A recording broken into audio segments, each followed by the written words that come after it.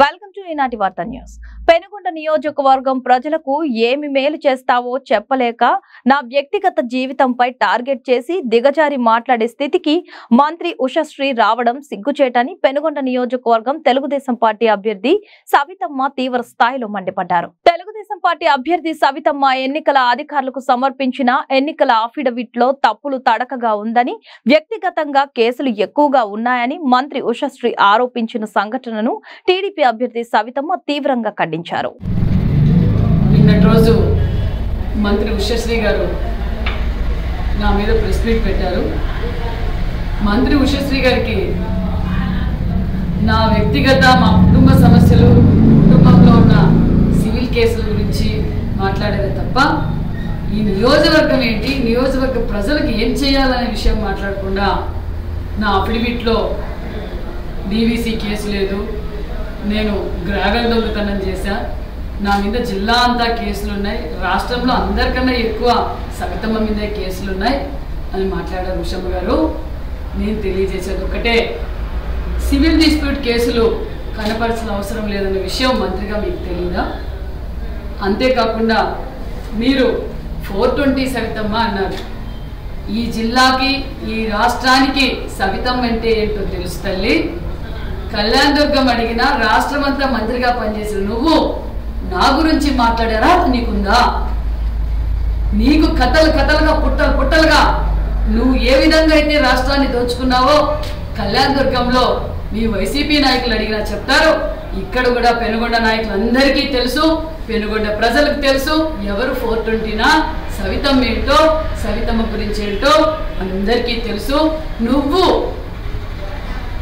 ఇంతవరకు ఈ నియోజకవర్గంలో తిరిగావు, గ్రామాల్లోకి వెళ్ళావు, ఏ గ్రామంలో అయినా మేము ఇది చేసాం, చెయ్యబోతాం అని ఏమైనా ధైర్యంగా చెప్పగలిగావా అని కూడా నేను అడుగుతున్నాను.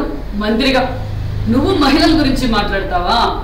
శిశు సంక్షేమ మంత్రిగా పనిచేస్తూ మా పెనుగొండ నియోజకవర్గానికి నువ్వు వచ్చిన మొదటి రోజు వందలాది మంది అంగన్వాడీ కార్యకర్తలు, అంగన్వాడీ వర్కర్లు నిన్ను కలవడానికి వస్తే పోలీసులతోనూ నీ రౌడీలతోనూ దొప్పించి వాళ్ళకి గాయాలైనా కూడా పట్టించుకోలేదు. నువ్వు మహిళల గురించి మాట్లాడతావా? నా గురించి మాట్లాడతావా తల్లి? ఎమ్మెల్యేగా కళ్యాణ్ దుర్గంలో కరోనా వచ్చినప్పుడు ఏమైపోయావు తల్లి? బెంగళూరు జరుపుకున్నావా? చెప్పండి, నా గురించి నువ్వు మాట్లాడతావా? నీకు భయం పుట్టుకొని ఈరోజు మా కుటుంబ సమస్యలు బయటకు తీసుకొస్తే నేనిగిన నీ చరిత్ర తీస్తే పెన్నగొండలో తలెత్తుకోలేవు తల్లి. సిద్ధమా దానికి? 20 ఏళ్లుగా నా మీద కేసులు. ఈ 5 సంవత్సరాల్లో ఈ వైసీపీ ప్రభుత్వం వచ్చిన తర్వాత వైసీపీ కార్యకర్తల పైన కేసులు పెడతారు, వైసీపీ నాయకుల మీద పెడతారు, తెలుగుదేశం రాష్ట్ర వ్యాప్తంగా మీరు కేసులు పెట్టిన విషయం ఈ 5 ఏళ్లుగా మీరు ఏం అవినీతి జరగలేదు. మిమ్మల్ని ఎవరైతే ప్రశ్నిస్తారో వాళ్ళపైన కేసులు పెట్టడం, అక్రమంగా కేసులు పెట్టడం, మా వ్యాపారాలు దెబ్బతీయాలన్న ఉద్దేశంతోనే శంకర్ నారాయణ గారు నా మీద గ్రావెల్ కేసు పెట్టించారు. అది ఏం జరిగిందో కూడా నీకు తెలుసు. అనవసరంగా ప్రజల ముందు ఏదో నన్ను భూతం చేసి చూడాలని చూస్తే నువ్వే పిచ్చిదాన్ని అవుతున్నావు. కదిర్లో ఉందన్నావు, హిందూపూర్లో ఉందన్నావు, అనంతపూర్లో ఉందన్నావు. ఎవరి కోసం? నేను స్టేట్ ఆర్గనైజింగ్ సెక్రటరీ. మీరు ప్రజల కోసం మీరు చేస్తున్న అక్రమాలను ప్రశ్నించడానికి పోయినప్పుడు మీరు కేసులు పెట్టి భయం కొట్టుకొని కేసులు పెట్టారు. 420 సవితమ్మ అని మాట్లాడతారా మీరు? గ్రామాల్లో వీధి అడిగినా చెప్తారు ఎవరు 420 అని. నువ్వు ప్రెస్ మీట్ పెట్టి చెప్తే ప్రజలు నమ్ముతారు అనుకో. నీ పక్కన ఉండే వైసీపీ నాయకులు కూడా నన్ను సవితమ్మ అంటే 420 కాదు, సవితమ్మ అంటే అన్నపూర్ణమ్మ అన్న విషయం క్లియర్ గా చెప్తారు. మహిళా శిశు సంక్షేమ మంత్రిగా ఉన్నప్పుడు నువ్వు ఏ విధంగా మహిళల దగ్గర నుంచి, అంగన్వాడీ పోస్టుల దగ్గర నుంచి తిరుపతి టికెట్ వరకు, తిరుపతి దర్శనానికి కూడా టికెట్లు పెట్టాము దానివి. నా గురించి మాట్లాడే అర్హత నీకు లేదని కూడా తెలియజేస్తున్నా. మరి వ్యక్తిగత విషయానికి వస్తే నేను బహిరంగ చర్చకు సిద్ధం. నువ్వు సిద్ధమేనా? నా కేసులు, మా పర్సనల్ సమస్యలు నువ్వు వీధి రాజకీయం చేస్తున్నావు అంటే నువ్వు ఏ స్థాయిలో దిగజారిపోయావో అర్థమైపోయింది. మేము కూడా వ్యక్తిగత విషయాలు మాట్లాడితే ఒక బుక్ తయారైతుంది. కాబట్టి నేను ఈ ప్రెస్ మీట్లకు ఏం భయపడను. ఎవరిని పిండి పిప్పి చేసి హత్యలు చేసి కేసులు పెట్టలేదు తల్లి. కేసులు పెట్టి హరాస్మెంట్ చేయలేదు. పెనుగొండలో నువ్వు వచ్చిన రోజు నుంచి ఏమేం చేసావో మాకు తెలుసు. అవి కూడా దగ్గరలోనే మీకు ప్రెస్ మీట్ పెట్టి తెలియజేస్తామని కూడా తెలియజేస్తున్నా. నేను తెలియజేసేది ఒక్కటే, ఉషశ్రీ గారికి భయం పుట్టుకొని నా మీద వ్యక్తిగతంగా నా కుటుంబ సమస్యలు మరియు ధైర్యము దమ్ముంటే నియోజకవర్గంలోకి వచ్చి నియోజకవర్గ సమస్యలు మాట్లాడాలి తప్ప ఈ రోజు నేను డీవీసీ కేసు పెట్టలేదు, చూపించలేదు, నీ చరిత్ర చాలా ఉంది చూపించాలనుకుంటే మాకు సమయం లేదు, అవసరము లేదు. మేము ప్రజల్లోకి వెళ్తున్నాం, ప్రజా తీర్పు కోసం వెయిట్ చేస్తున్నాం, ఎంత మెజార్టీ వస్తుందని వెయిట్ చేస్తున్నామే తప్ప ఈ చిల్లర రాజకీయాలు నాకు అవసరం లేదు. ఎన్ని ప్రెస్ మీట్లు పెట్టుకుంటావో పెట్టుకో అని కూడా తెలియజేస్తున్నాం.